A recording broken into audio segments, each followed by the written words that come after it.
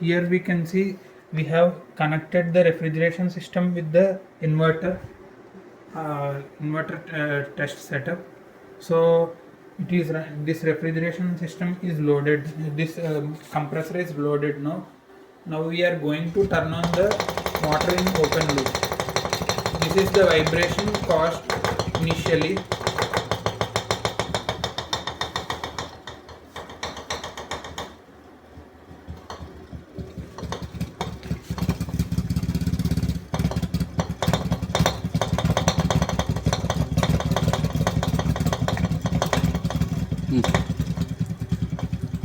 Now we are switching to sensorless.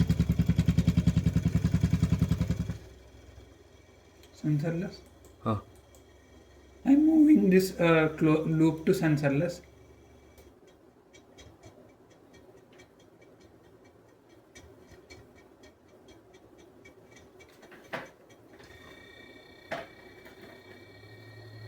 Here before when it was moved to sensorless, from open loop to sensorless, we can observe that there is a disturbance when we are moving.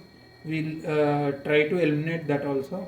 And now we can see the stop while we are going to stop the refrigeration. Now we will change the speed reference of the motor in this. So change it to 1.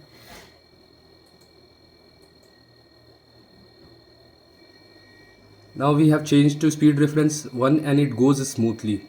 So in our next video we will sort out the problem of the initial starting of the motor, and then we will smoothly transit it to sensorless. This